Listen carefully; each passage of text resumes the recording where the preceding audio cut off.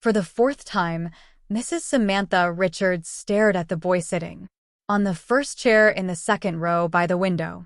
With complete disregard for the class, he was busy staring out of the window. From time to time, he would look at Mrs. Richards and then turn back to the view from the window. This was her first day as biology teacher at one of the international schools in Islamabad. She was a diplomat's wife and a teacher by profession. They had recently arrived in Islamabad.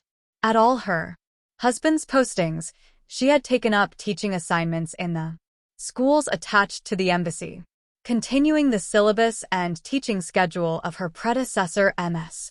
Miriam. After a brief introduction to the class, Mrs. Richards began explaining the function of the heart and the circulation system and drew a diagram on the board. She looked at the student who was looking distractedly out of the window and, using a time-worn technique, she fixed her gaze on him and stopped speaking. A hush fell over the class. The boy turned back to the class. Meeting his gaze, Mrs. Richards smiled and resumed her lecture. For a while, she continued to keep her gaze on the boy who was now busy writing in his notebook.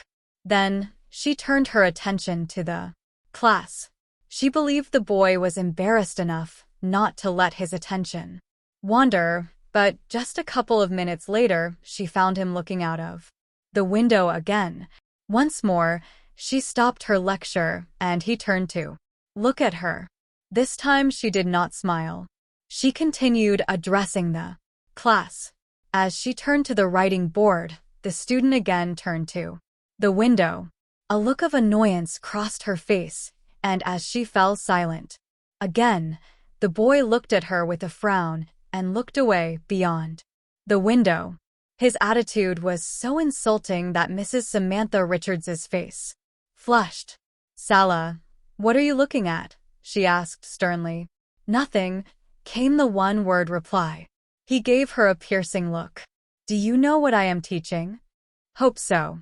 His tone was so rude that Samantha Richards capped the marker she had in her hand and slapped it down on the table. "If that is so, then come up here and draw and label this diagram." She erased the figure on the board. The boy's face changed a myriad colors. She saw the students in the class exchange glances. The boy stared coldly at Samantha Richards. As she cleaned the last trace of her diagram from the board, he left his seat. Moving swiftly, he picked up the marker from the table and, with lightning speed, in exactly 2 minutes and 57 seconds, he had drawn and labeled the diagram. Replacing the cap on the marker, he slapped it down on the table just as Mrs. Richards had done and, without looking at her, returned to his seat. Mrs. Richards did not see him tossing down the marker or walking back to his seat. She was looking in disbelief at the diagram, which had taken her 10 minutes to make, and which he had completed in less than 3 minutes. It was far better than her work. She could not find even a minor flaw in it. Somewhat embarrassed, she turned to look at the boy. Once again, he was looking out of the window.